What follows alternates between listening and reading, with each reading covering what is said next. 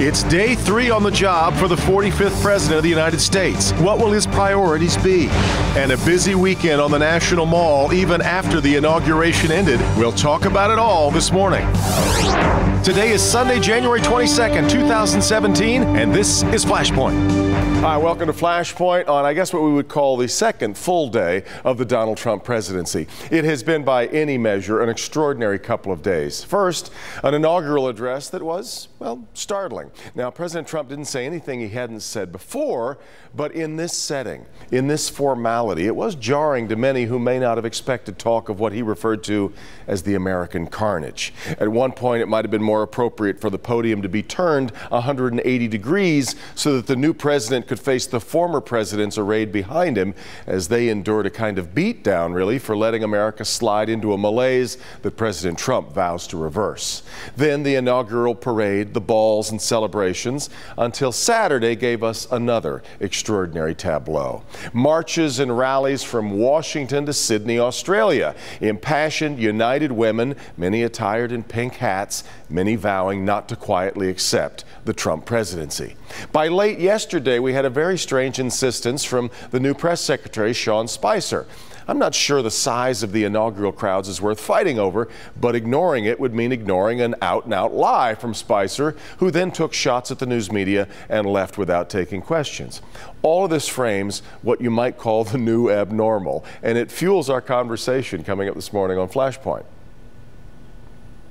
But I want to start this morning with my partner, Kimberly Gill, just back from Washington and these two historic days. I'm so glad that you came in this morning. I know you're weary. Yeah, you say just back, and you're right. We got back like about midnight last night, so I don't have a whole lot of sleep. But man, what a fantastic, exciting couple of days in Washington, D.C. And a little bit of, I guess in some ways, it looked like whiplash, at least to those of us here. You were there for both days, and I'm wondering if you felt like you were watching two different Americas. From Friday to Saturday. Yeah, you know, that's a really good question. Yes and no. If you compare the crowds, which is what a lot of talk has been about, is the number of people that attended the Women's March compared to the inauguration, certainly yes. But on the one hand, I would say no. I would say on both days, on Friday and on Saturday, what I saw, what stuck out to me, was that you saw people who were very patriotic, very much wanting their country, the best for their country, whether you're on you know, whatever side of the political aisle.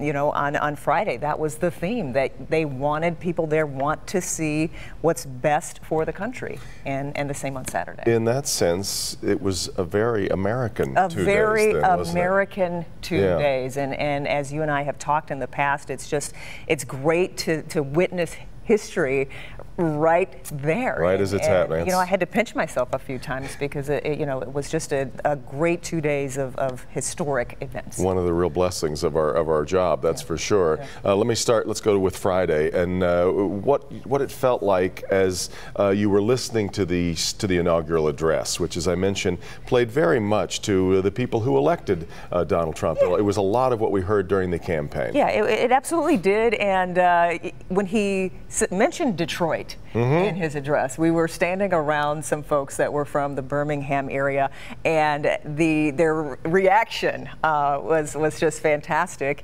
and seeing how they felt, wow, that Trump knows what's going on here in Detroit, and that he would mention that in his speech.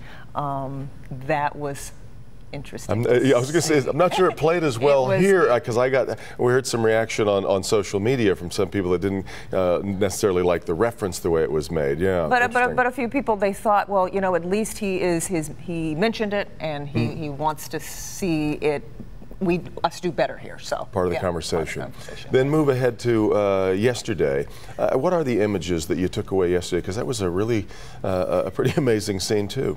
Yes, it's hard to even put into words, Devin. I mean, you know, you've got so many people there, young, old, men and women. This was not just about women, you know. There were many more men, I think, than you might have expected. There were many more men there who were supporting the women in their lives. There were, you know, people that were disabled, that were veterans, who wanted to, you know, let it be known that they matter as well. So that sticks out in my mind, and also Detroit sticks out in my mind. Just the number of people that we saw there, because when you're in the crowd, we were down on the ground with the people. It wasn't like we were, you know, perched up on a podium somewhere.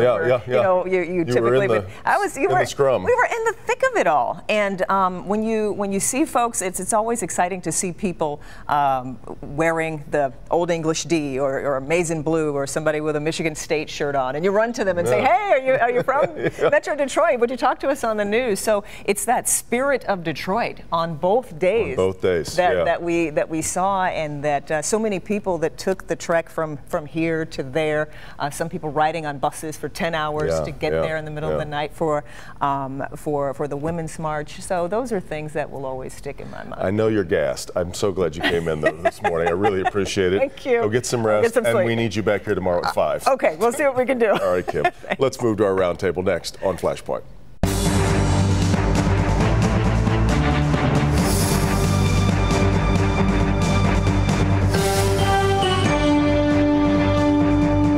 Yeah, let's bring in this morning's roundtable. Very good to have with me this morning Ron Fournier, publisher of Crane's Detroit Business. Portia Roberson is the Civil Rights Director for the City of Detroit. Lena Epstein, just like Kimberly Gill, just back, fresh back from Washington, D.C. She's the co-chair of the Trump campaign in Michigan. And Nolan Finley, editorial page editor of the Detroit News. And Lena, let me start with you. And let's go back to Friday first a little bit, and the things that stayed with you. I know you had a very buoyant couple of days in Washington. But the address itself, which some found as startling, but I think he was saying exactly the things that attracted people like you to him in the first place. Yes, I think he was a very presidential man in that moment, and he said what the American people were waiting to hear. He talked about taking power from one end of the country or the other end of the country, or one city of the country like Washington, D.C., and bringing it across the nation so that every state would be included, every man, woman, and child would be included. That is Donald Trump's message. And I will say one thing. This democracy, this plan that we've had in place, the peaceful transition of power that happens every 4 to 8 years, it was miraculous to see it happen right in front of me for the first time. My husband and I sat there at wonderful seats, had the opportunity to see the peaceful transfer of power. When our founding fathers wrote the Constitution, they were genius.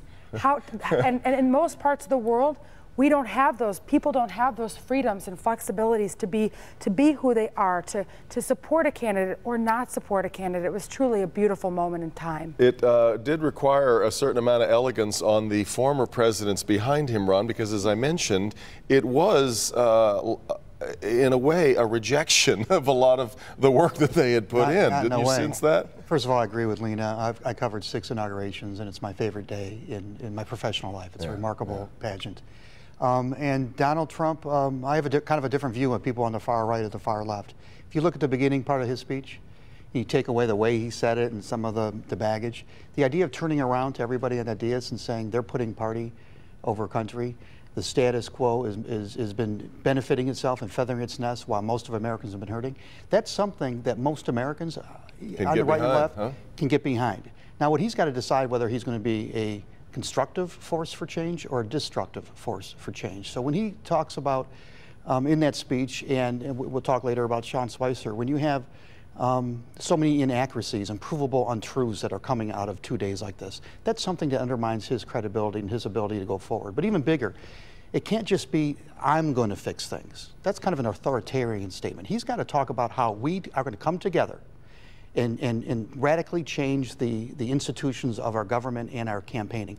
He had an opportunity to do that this weekend. We had both sides of America in Washington. He only spoke to one of them. That was a big lost opportunity, I think. Portia, what did you feel about the address? Well, you know, I thought it was outrageous, to be honest with you. I mean, he said things like, if you embrace patriotism, you automatically reject prejudice, which has never been, you know, the way that this country has operated. People have stood on patriotism as a way to be prejudiced in many ways. Wasn't he rejecting that? Wasn't that what he was trying to say? I don't know if he was trying to say that or if he was encouraging the people who've supported him before, who he's fed into this idea of being fearful of others, so to speak. And then, you know, less than an hour or two after he talked about this inclusiveness and bringing the country together, the White House scrubbed pages around the LGBT community and civil rights and took all of those pages down. So I continue to ask people, how do I feel included in Donald Trump's America? Because heretofore, I have not felt included and I've not felt welcomed. Well, what was your take on it? Well, I mean, you know, Portia's point, I think what he was saying and trying to say is that prejudice is un-American, and I don't think that's an unhealthy message. I think we have to be careful not to look at every word he says and say, aha, you know, there's something evil, and I don't think that's going to take us anywhere. And I doubt any president has left the previous president's web pages up when he comes up. But to take on the civil rights, when Nolan says to people, that's not an important part of what my administration. What I think what he's saying is we've got priorities we're going to focus on here. That's not uncommon from any other president. I do think we have to be careful here, you know, about knee-jerk response to everything. You know, I heard this speech in Cleveland. It was the same speech he gave in Cleveland. His acceptance speech, a little shorter, a little punchier. He was talking to the people who brought him to the White House, and I think he was telling them, I'm not going to forget about what I promised. This is what I said coming in. This is what I'm going to do. Don't you agree, though, that he has to talk to more than the people who brought him to the White House? And if he is going to change this country in the way that most Americans want, he's got to be able to bring us together around a common set of changes. And he can't just keep speaking to, 20–30% of the public. I agree with you. I also think it's a two-way street. I think that as Americans, we need to accept the reality that Donald Trump is now our president. We need to accept the reality that any president that's successful, that grows the domestic product for this country, that makes our borders safer, that strengthens relationships with international leaders from around the world, any person, regardless of what that person's name is, whether that person is RD, that person is our president, and we must support our president. So I think that that's extraordinarily important, and it's going to go both ways. I agree. It does go both ways. So I went to the march in Lansing with three of the most unpolitical people I've ever known, my wife, my mother, and my sister. And they were there to try to figure out what is happening right now. They were waiting to be spoken to by more than just the folks who were at that march, more than just the left. Why wasn't there somebody from Donald Trump's administration speaking to the people at Lansing? Why wasn't Donald Trump in front of that crowd yesterday, speaking to that crowd, saying, I'm going to represent you, I'm going to be a president for you, and we're going to change this country together? Again, I just think I agree with what you're saying. It's a two-way street, but there's one president. He missed a huge opportunity yesterday to talk to all of us. But he's attempting when he says everybody in America is going to be no longer forgotten. He is talking about you and you and you and you and me and every single day. I disagree with you there. I have not felt that Donald Trump has spoken to me at all. And I have not felt that he has put it as a priority to make sure that all of this country feels included in his message. Making America great again was about stoking fear. America hadn't been great for a lot of us for a long time. So to go back to where it used to be doesn't mean that I feel included. And America is hurting right now. I'm curious as to how you felt watching yesterday as a woman. Yes. Watching women all over the world amassing with their message. And I have a lot of friends that marched. I love having a diversity of thought amongst my group of friends. I don't want to be friends with people that just think like I do. So I thought it was wonderful that women were peacefully marching. I think it's part of the American process to voice our opinion, to exercise our First Amendment right. By all means, go ahead. Please do so peacefully and safely. I got to get to a quick break. We'll continue this conversation. Stay with us live on Flashpoint this morning on Local 4. Hated to interrupt. Sorry. Welcome back to Flashpoint. Great to have you with us this morning. We're talking about, obviously, these last couple of extraordinary days. Before we leave these couple of days, though, Ron mentioned that this was an opportunity for Donald Trump to speak yesterday. I'm trying to picture that, given the vitriol that we heard from some of the speakers. He certainly couldn't have stepped out in front of that crowd. I mean, at the mall. Yeah, I mean, that would have been... disastrous. He could have done sent out a message, done a television address. He could have tweeted. Right. But we keep trying to assign sort of traditional characteristics or expectations of Donald Trump. I think we're not going to see a whole lot of that. Well, let me bring us then up to late yesterday. Ron, we had Sean Spicer come out for a very strange first sort of showing in front of the White House press corps. I wasn't going to take any questions. Apparently obsessed. Donald Trump seems obsessed because he also talked about it yesterday at the CIA, which rankled some of the folks there, that he was obsessed about the crowds for the inauguration and how this is all being counted. And I tweeted it out yesterday, my dilemma on this. Do I obsess about Sean Spicer? Should I get in a wad about Sean Spicer lying to the press and then walking out? Or does that just sort of am I just taking the bait on this weird whack-a-mole game of truths when there are really other things that are more important than the size of the crowds? There are many more things more important than the size of the crowds, but there's nothing more important than us holding our leaders accountable. And when somebody's saying something that's patently untrue, which Sean, who I've known for a long time, like as a person, we got to push back on that. And he's got to understand, and Donald Trump's got to understand, that if you want to change this country, you've got to do it honestly. You can't be making things up and pretending they're true. You can't be lying to your own supporters. You can't be putting false facts out there. And that's what he did. The fact of the matter is his crowd was smaller. Who cares? It has nothing to do with the legitimacy of his presidency or his popularity. Move on. And while you're talking about that in the front of the CIA wall that honors the dead CIA agents, and why you're telling untruths in front of the CIA. He blamed the media for the schism between himself and the CIA. He created that schism. He's the one who compared them to Nazis, not the media. He's the one who said their intelligence was phony and cooked up, not the media. So attacking the media, fine. That's a winning thing in politics. But don't attack the media with falsehoods. In fact, that's what I was thinking yesterday, Portia. It has worked for him very well to attack the media and make us sort of the bad guy because a lot of Americans share his view that we're not particularly trustworthy right now.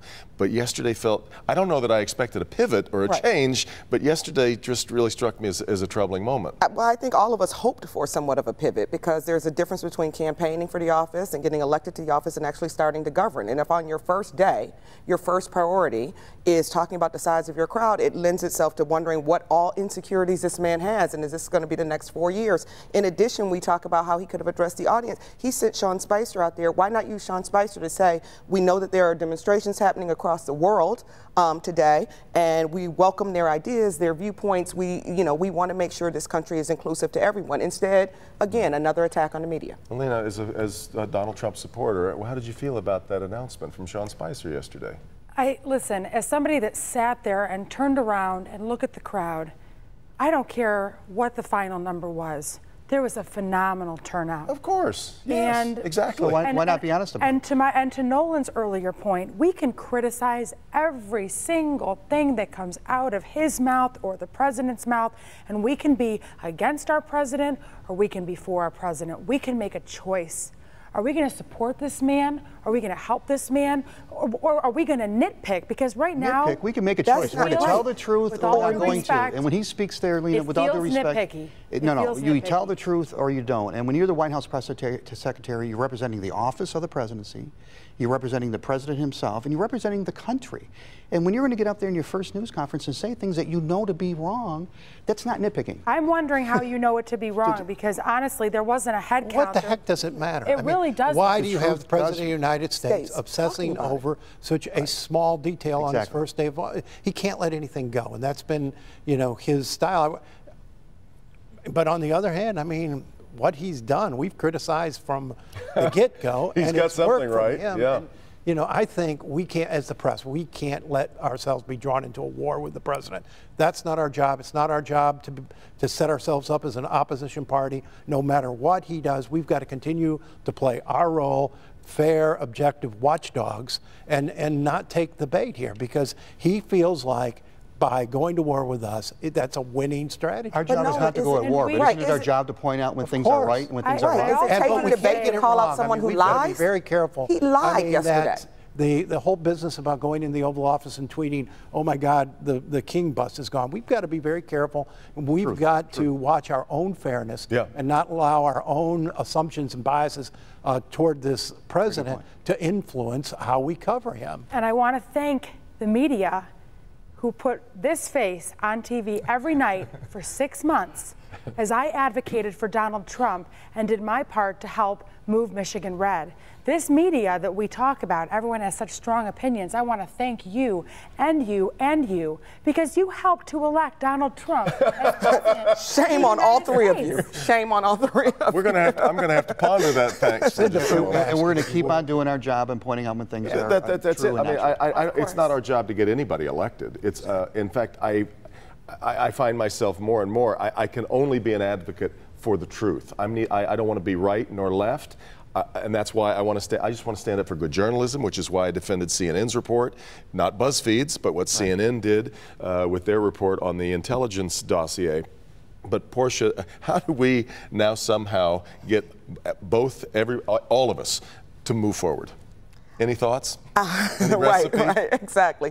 I don't know how you do it because I find here's I think it comes from the top down. How will people like you who've been so vehemently opposed, what will it take for you to say, you know, he's doing a pretty good job?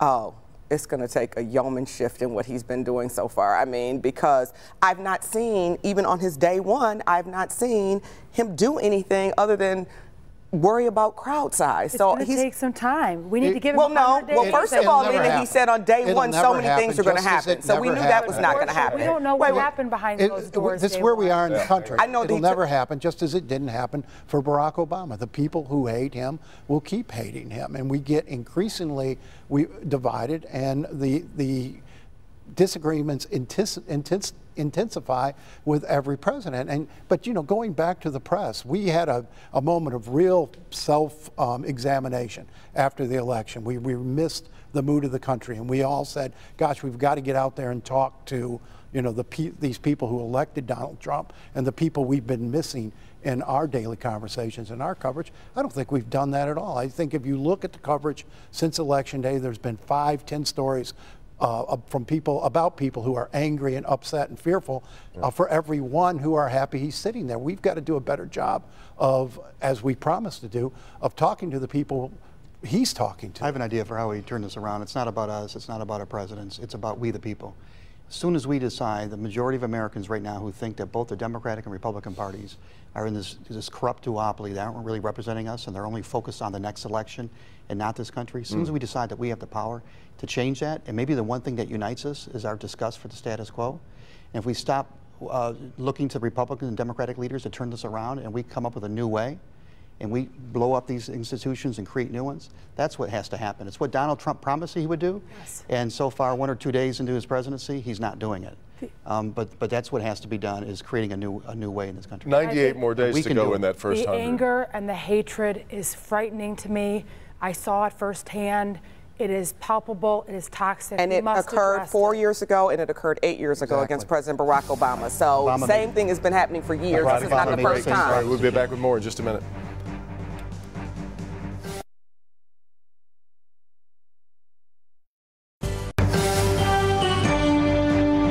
I truly did have every intention of us getting to the State of the State address, which we'll need that for our next hour. But we solved the problems in politics. We managed to.